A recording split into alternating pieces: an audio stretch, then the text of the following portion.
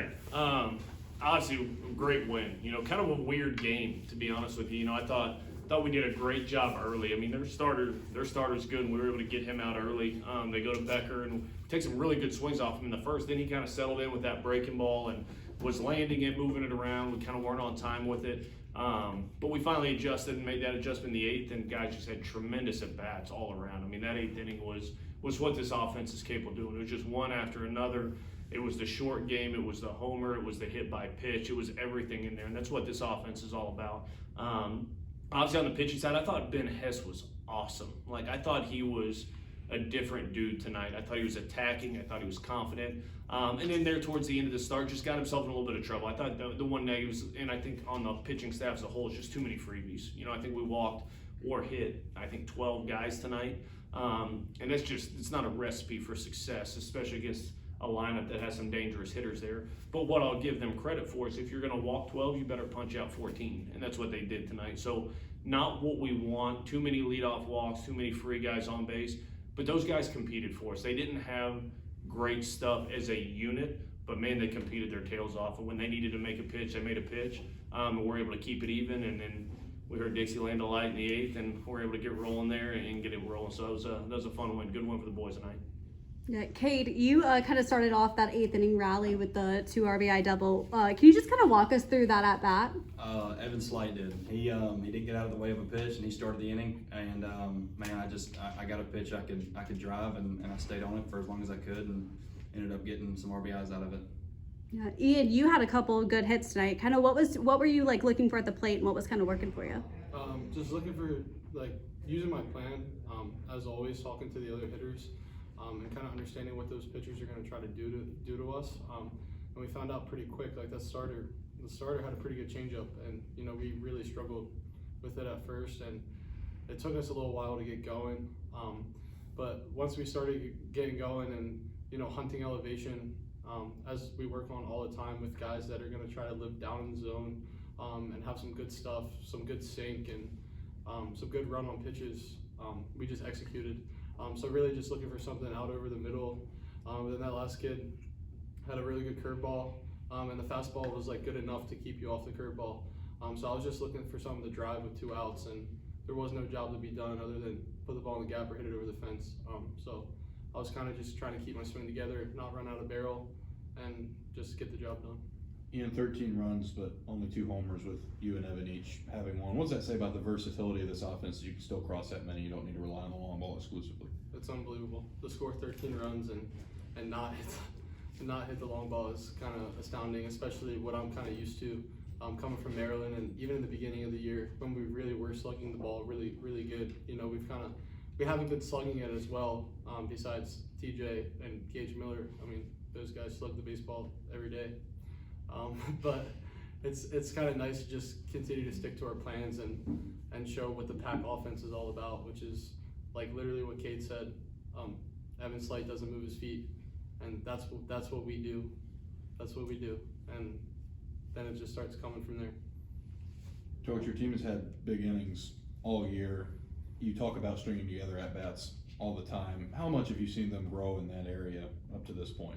Yeah, it's funny. I told the guys out there, we saw it in the preseason, and and even in the fall a little bit.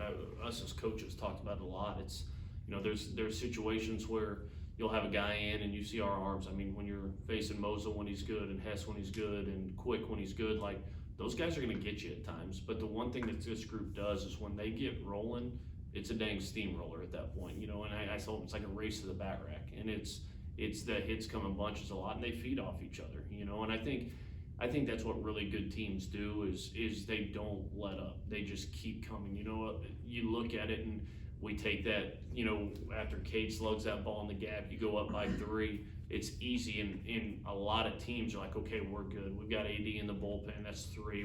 We're in a good place right there. And it's almost like you let the foot off the gas. But Gassetti gets a perfect sack down. We pinch hit. Hammy, perfect sack fly, and then just set it back up and keep going. And so I think that's what this group's done since August, really, man. When they get going, it's a heck of a lot of fun, and I can just sit back and watch and have a good time with it. You guys are now 16-1 at home. How pivotal are these conference games for you guys, specifically in Sewell Thomas? Yeah, I mean, we saw it last weekend. I mean, winning on the road's tough, you know, and in college baseball in general, I feel like people have heard me talk about that a lot. It's just, it's tough on these dudes, man. Like all the stuff they have to balance, and then, you know, last weekend you're on the road. It's a doubleheader. It's weather. That's just college sports, you know. And so when you're home, especially against a team that's as talented as that team, I mean, that team has elite pitchers. They've got one of the best hitters, and he didn't do a lot tonight, but Petrutz elite. That guy's good. Messina, I feel like, has been in college for 8 years, and if you make a mistake, he's dangerous. Same thing with their leadoff guy, Parker Nolan. The dude's got a ton of college at bats. Spent his whole career at Vandy up till this. Like, there's just length through that, and they're tough and they're old. And when we're home, man, that I saw it. You know, yesterday obviously we had the basketball game. We were probably battling with crowd wise a little bit, but man, I saw those guys filling up the right field bleachers before we got going today, and I knew it was going to be a rowdy group, and it's a lot of fun, man. When those guys get rolling, it is fun, and that place gets loud. So we've been good at home. Everybody's good at home, but we've done our job when we needed to. We got a big one tomorrow to finish this weekend. And yeah, for the players, how do you guys feed off of that? Like, for that energy for the crowd, like to be able to score this many runs, also. Oh man, it means a lot, especially whenever they're playing Dixieland Light and everybody's getting into it. And of course, our dugout's also getting into it, and you know, it's kind of a comfort thing, you know, like just taking it all in and kind of letting it just spark everything.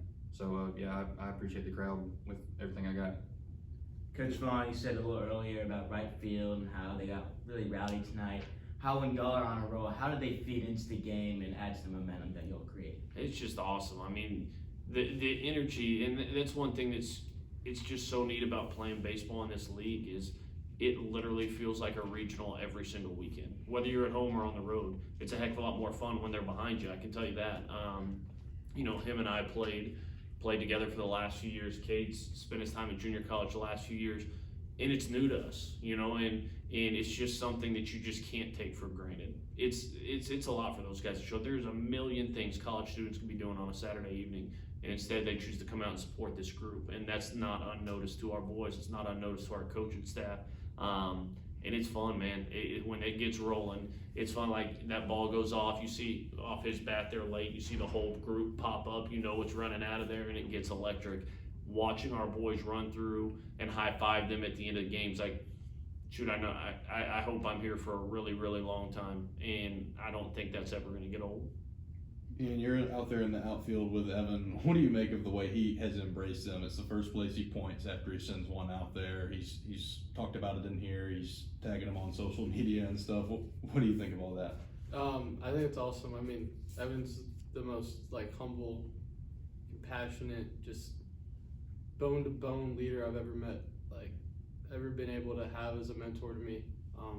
And just watching him treat the crowd, treat us, treat teammates, treat himself, and just the way he takes care of business every day. It's remarkable how big of a role model that kid is, and he's just gonna keep coming.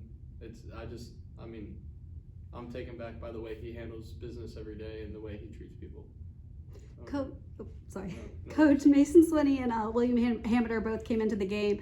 I know Hamiter's kind of been in and out of the starting rotation the last couple games. Mason Swinney's primarily been playing second base with Bryce Evelyn being out.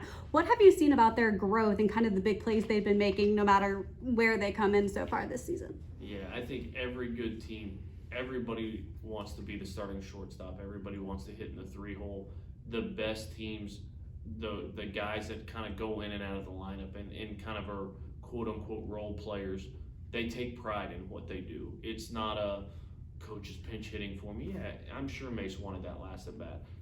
But when I go to Hammy, Mace is standing right next to me screaming for Hammy to get a hit. Like, that's why this team's good. It's not good because we have good arms. It's not good because we can hit. It's good because they care about each other, they love each other, and all they want to do is win. And whatever they got to do to contribute to winning is what they want to do. And that we preach that all the time. Coach Saban preached that all the time throughout his career here. Just do your job. Whatever your job is, just get out there and do it that day.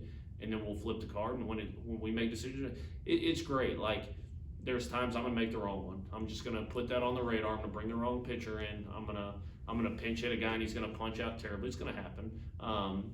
But man, those guys have just embraced whatever it takes to win. And Mace has done that. Hammy's done that. Hammy's a hometown kid, man. That guy loves this place. I heard him on the bus when we were watching the NCAA basketball tournament the other day, screaming at the TV if we weren't getting rebounds. Like, that dude just loves Alabama, and whatever they need to do to make this team win is what they're doing. They're embracing it. They're growing from it, and it's a heck of a lot of fun when you have 12 or 13 guys impacting the game and not 7 or 8. And that's one thing this group is. They love each other.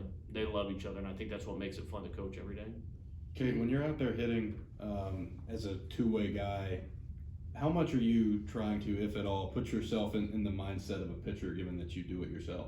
Normally, I just don't think when I get up there. I think that's kind of been my MO on everything. But no, I can see, like, if I see it pop, you know, if I know it's a bad pitch. I mean, I've made plenty of bad pitches, so I know kind of what to hunt. And if I get that pitch, I just know just to stay through it, whether it be a fastball, curveball, changeup. I mean, if you leave it up, it's probably not where they were intended it for it to go. And trust me, I know if you leave a ball up in the SEC, it'll get pounded. So, yeah, just sticking with my approach and just finding something that's in the damage zone and rocking with it. Yeah, Kade, you were still in the lineup at the DH this past weekend. You've been able to take advantage, have some good at-bats, and you're 2 for 4 tonight. What's been working for you at the plate? Man, there's no pressure in the lineup. If I'm not gonna do it, Hodo's gonna do it. If you know Bronny's not gonna do it, I'm gonna do it. Really and truly, it's just about trust throughout the whole lineup. I'm not one time have I been scared in that dugout thinking that we weren't gonna come back and do something crazy. I mean, I expect it. That's just how I feel now. Anything else? All right. Thanks, guys. Roll Tide. Thank you. Roll Tide.